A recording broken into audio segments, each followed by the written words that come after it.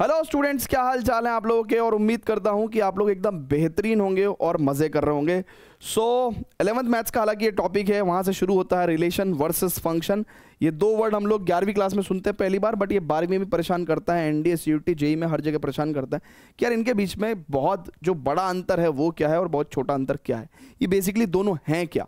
तो आइए एक स्मॉल वीडियो में हम लोग पूरा एंटायरली कवर करेंगे। इस दो सिक्कों के तीन पहलू मैं आपको बताऊंगा, रिलेशन क्या है, फंक्शन क्या है और इन दोनों में क्या लेना देना है, राइट। तो तीनों बातों को हम डिस्कस करेंगे। आइए जी, सबसे पहले बात करते हैं बच्चों, रिलेशन क्या है।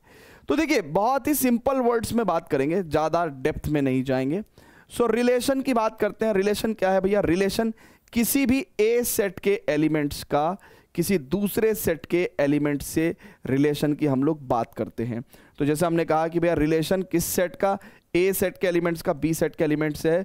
तो ऐसे रिलेशन को कैसे दर्शा सकते हैं भैया?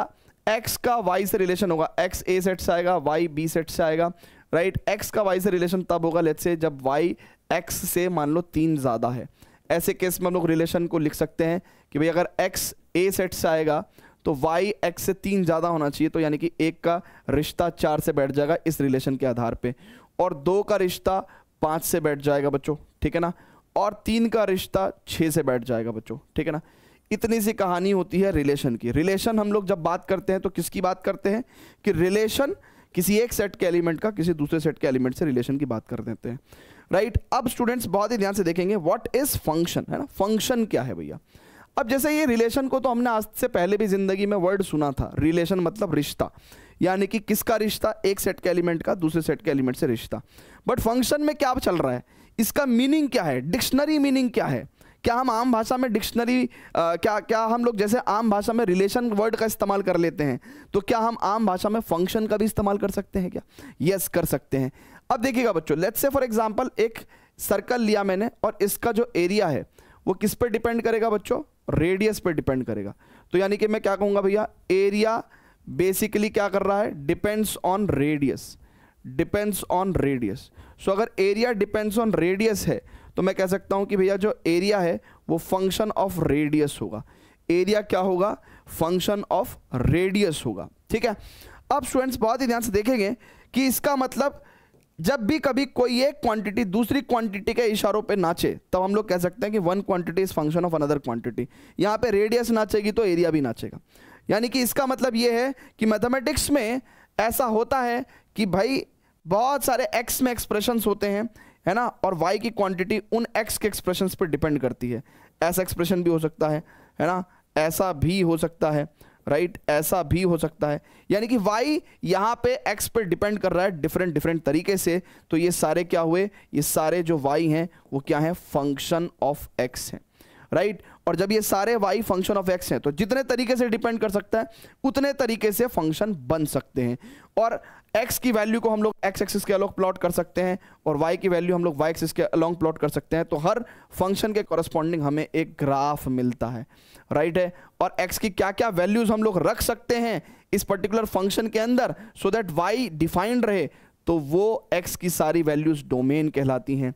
और जितने भी तमाम x हम रख के y की वैल्यू पाते हैं तो y की क्या क्या पॉसिबल वैल्यूज हमको मिल सकती है, वो सारी y वैल्यूज क्या होती हैं? उनका सेट क्या कहलाता है? रेंज कहलाता है।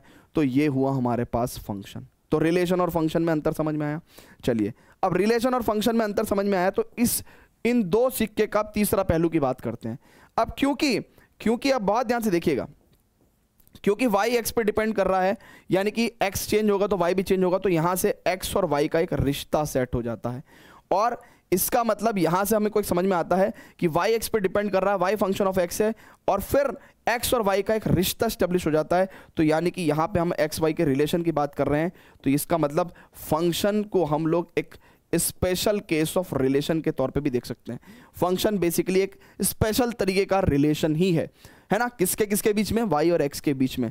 तो function as special case of relation के तौर पे भी हम लोग जो है बात कर सकते हैं, ठीक है।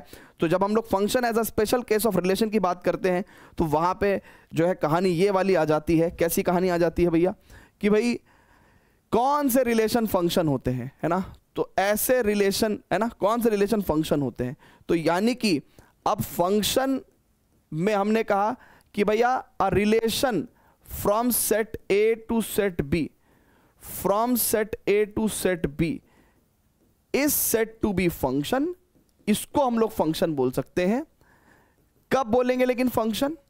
Is set to be function जब if every element of set A, every element of set A, यानी कि हर एलिमेंट सेट ए का हर element, every element of set A have unique image, every element of set A have unique image in set B.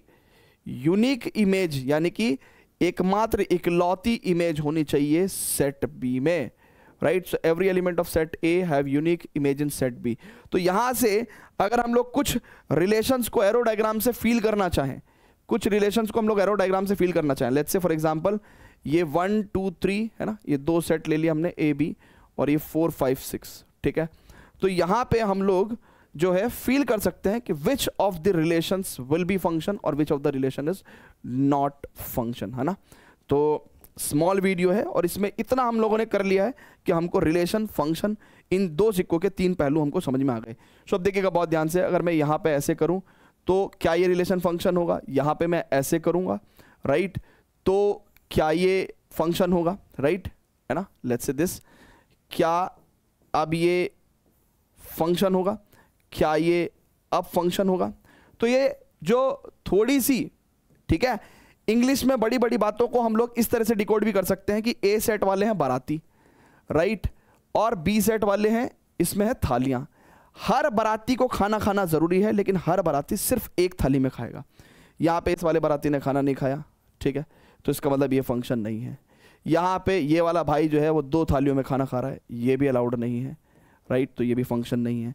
यहाँ पे ये वाला बाराती एक ही थाली में खाना खा रहा है, ये वाला बाराती ये भी एक थाली में खाना खा रहा है, ये वाला बाराती ये भी एक थाली में खा रहा है, यानी कि 2 बाराती एक थाली में खाना खा सकते हैं, क्योंकि ये भी एक में ही खा रहा है और ये भी एक में ही खा रहा है, 2 में नहीं खा सकते। तो इसका मतलब फंक्शन के केस में एक बाराती एक थाली में खाना खा सकता है, यानी कि एक पॉइंट पे एक इमेज हो सकती है, 2 पॉइंट पे एक इमेज हो सकती है, लेकिन एक पॉइंट पे कभी भी 2 इमेज नहीं हो सकती है, राइट है क्या।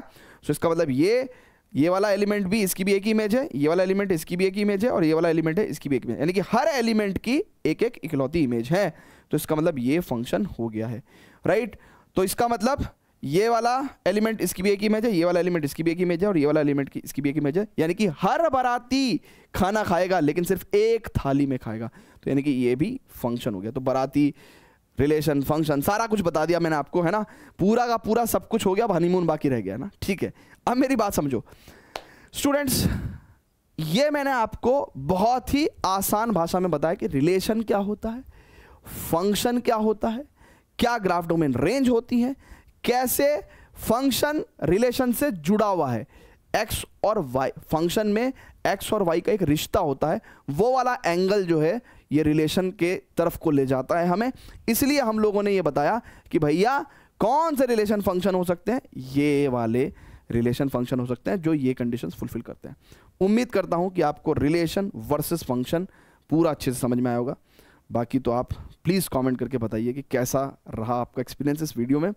मिलते हैं नेक्स्ट वीडियो में, till then goodbye, love you all बच्चों।